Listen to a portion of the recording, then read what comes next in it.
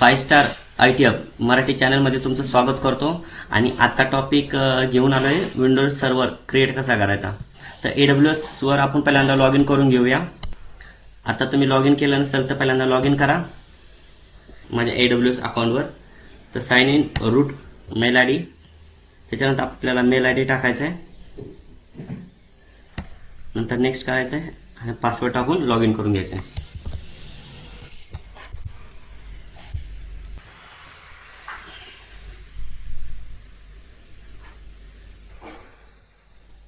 चला तर मग माझा आता डॅशबोर्ड ओपन झालेला आहे।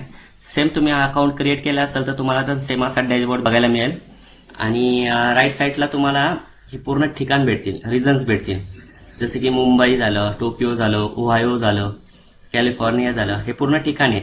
आणि ह्या ठिकाणामध्ये जसं की आता मी मुंबईमध्ये मी पुण्यामधून आहे तर मुंबई सिलेक्ट करतोय, ठीक आहे।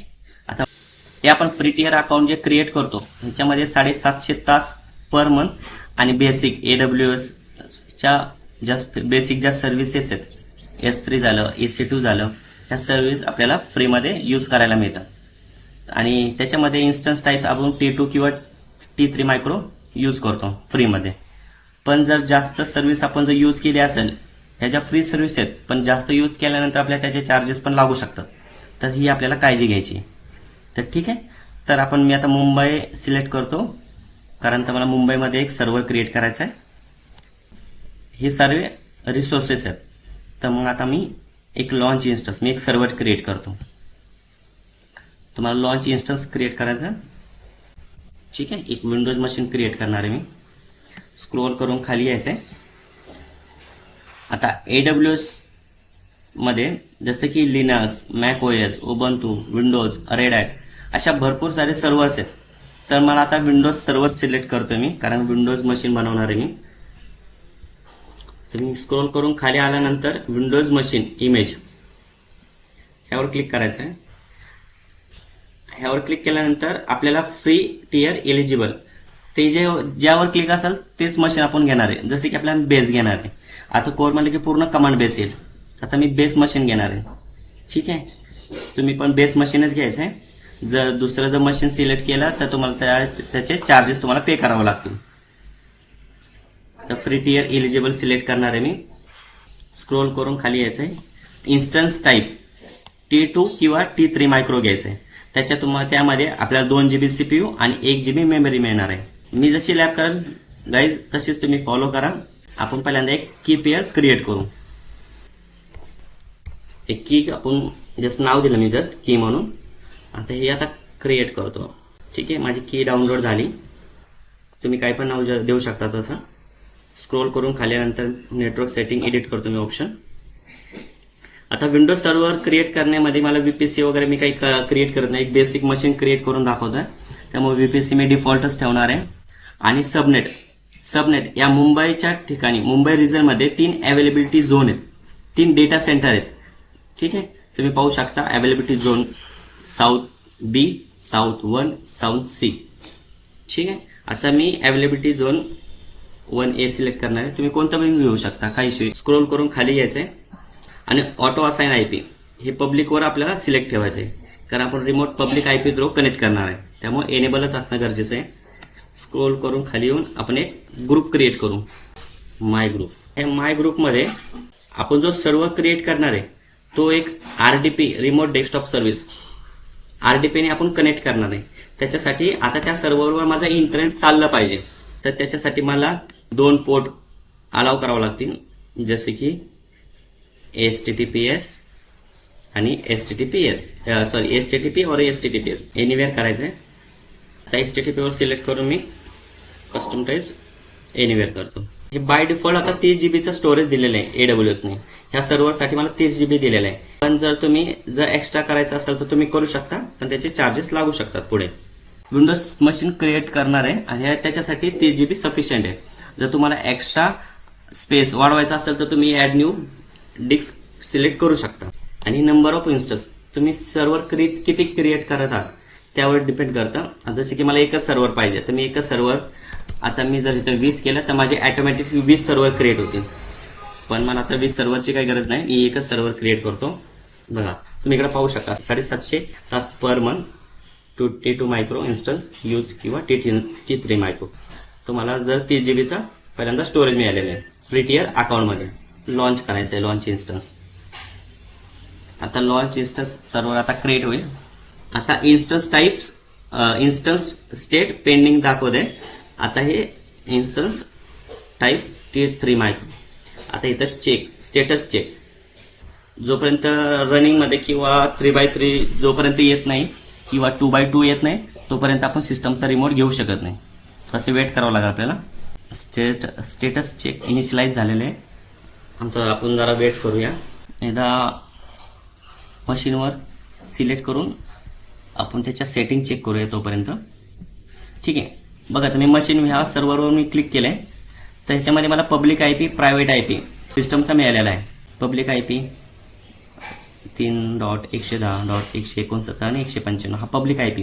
ह्या पब्लिक IP ने मी आता सिस्टमचा ऍक्सेस घेणार आहे. त्याच्यानंतर तुम्ही पाहू शकता मॉनिटर, क्लाउड वॉच, सिक्युरिटी. आपण जे ग्रुप क्रिएट केले आपण त्याच्यामध्ये पण नंतर चेंजेस करू शकतो. जसे की आता हा माय ग्रुप सिक्युरिटीमध्ये गेले माय ग्रुप क्रिएट केला होता मी. तुम्हाला एडिटमध्ये जाऊन ग्रुप चेंज पण पॉलिसी चेंज करू शकता तुम्ही. जसे की आता मला एखादा पिंगचे पोर्ट अलाव करायचा असेल किंवा कुठला पण पोर्ट तुम्हाला अलाव करायचा असेल तुम्हाला ऍड करायचं आहे आणि कस्टम करून हे करून सेव्ह करायचं आहे. ठीक आहे. आपण एकदा चेक करू की सिस्टम अप झाला का नाही. एकदा रिफ्रेश करून बघूया. थोडासा वेळ लागेल. सर्व क्रिएट करायला थोडासा वेळ लागतो काही. थोडं तुमच्यामध्ये पेशन्स असणं गरजेचं आहे. कारण का ते फ्री सर्व्हर देतात ते आपल्याला रॅम आणि हार्ड डिस्क जरा कमी असल्यामुळे जरा थोडासा स्लो होऊन जातो PC. ठीक आहे. आता माझं status check 3x3 cheque pass झालेलं आहे. आता या सिस्टमचा मी रिमोट घेऊ शकतो. त्यावर सिलेक्ट करायचं आणि कनेक्ट करायचं. RDP client, download remote desktop file. ती फाईल डाउनलोड करायची. फाईल डाउनलोड झालेली आहे. तुम्हाला स्क्रोल करून खाली यायचे, गेट पासवर क्लिक करायचं आणि जी की आपण डाउनलोड केलेली ती आपल्याला ह्याच्यामध्ये अपलोड करायची. आता की म्हणून एक फाईल आहे ती ओपन करतो मी आणि त्याच्यानंतर स्क्रोल करून आपल्याला ती फाईल डिक्रिप्ट करायची. पासवर्ड दिलेला आहे. आता ह्या पासवर्डच्या मार्फत आपण सिस्टमचा ऍक्सेस घेणार आहे. तर हा पासवर्ड तुम्ही सेव्ह करून ठेवा नोटपॅडमध्ये. आपण आता सिस्टमचा ऍक्सेस घेऊया.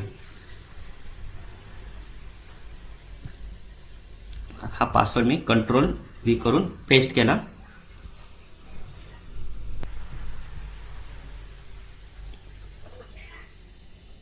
आता विंडोज सर्व्हर रेडी होत आहे. तर विंडोज सर्व्हर आता माझा ओपन झालेला आहे आणि खूप टाइम घेतलाय नाही विंडोज सर्व्हरने.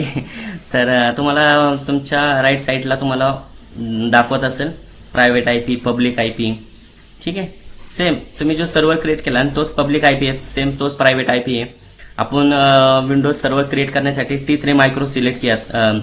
इन्स्टन्स टाईप आपण T3 मायक्रो सिलेक्ट केलं होतं. त्याच्यानंतर अवेलेबिलिटी झोनमध्ये आपण साऊथ 1A मध्ये सिलेक्ट केलं होतं डेटा सेंटरमध्ये. हा सर्व्हर आपला तिथं क्रिएट झालेला आहे आणि हा जो प्रोसेसर आहे ह्या सर्व्हरचा तो AMD प्रोसेसर आहे आणि 1 GB रॅम आहे. त्यामुळे हा जरा स्लो चालतोय.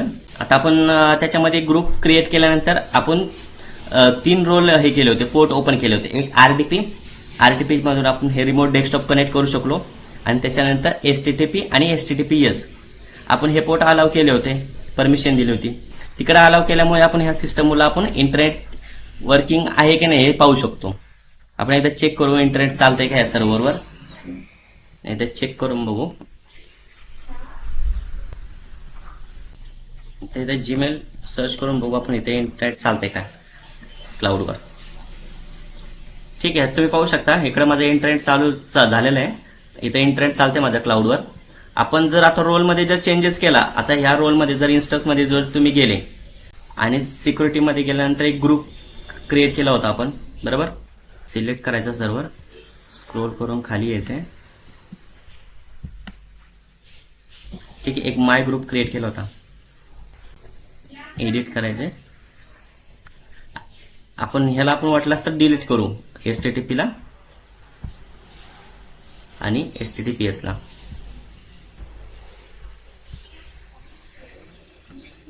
ठीक आहे. आता डिलीट करून मी सेव्ह केलं. आता एकदा आपण चेक करू आपल्या सर्व्हरवर इंटरनेट चालते की नाही. आता इंटरनेट चाललं नाही पाहिजे कारण आपण तो रोलच डिलीट केलेला आहे. आता आपण ह्यालाच परत रिफ्रेश करू ह्या पेजलाच. ठीक आहे,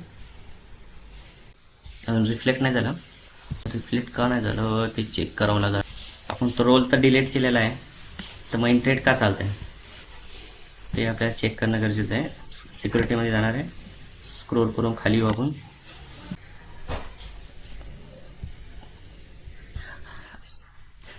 गाईज आपण इनबाउंड मध्ये तर रोल तर डिलीट केलेला आहे, पण आउटबाउंड मध्ये माझा ऑल ट्रॅफिक आलाव आहे, त्याच्यामुळे माझा इंटरनेट तिकडं चालू आहे. आपण ते आपल्याला बंद करता येईल, करू आपण ते. नाही त्या ऑल ट्रॅफिकला मी डिलीट करून टाकू, इथं सेव्ह करून टाकू. आपण एकदा परत एकदा चेक करू की आता माझा इंटरनेट चालतंय की नाही.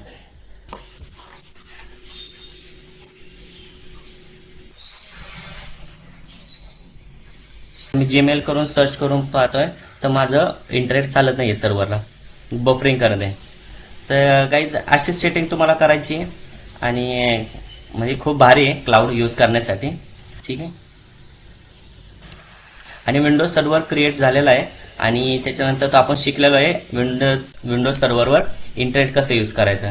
आणि जर तुमची लॅब झाली असेल तर तुम्ही इन्स्टन्स स्टेटमध्ये जाऊन, ठीक आहे, जर स्टॉप पण करू शकता आणि टर्मिनेट करायचे. शक्यतो टर्मिनेट करा. प्रत्येक लॅबला तुम्ही सर्व्हर क्रिएट केला तरी चालेल, काहीच प्रॉब्लेम नाही. कारण का बाय चान्स जर सर्व्हर जर चालू राहिलं तर त्याचे तुम्हाला चार्जेस फ्री आहे, पण तुमचे एक्स्ट्रा यूज झाल्यानंतर तुम्हाला त्याचे चार्जेस पे करावे लागतील. त्याच्यासाठी टर्मिनेट करणं गरजेचं आहे. आपण आता मी ह्या टर्मिनेट केला आहे, डिलीट केलेला आहे सर्व्हर. आता शटडाऊन होईल, टर्मिनेट होऊन जाईल. आता मी माझ्या सेटिंगमध्ये जातो. तर तुम्हाला एक बेसिक सेटिंग दाखवायची मला, खूप महत्त्वाची. खूप बिलिंग कॉस्ट मध्ये जातो मी, कॉस्ट मॅनेजमेंट. ह्याच्यामध्ये तुम्ही सर्व्हर किती यूज केलाय हे तुम्हाला बिलिंग मध्ये समजेल. बिल मध्ये जाऊन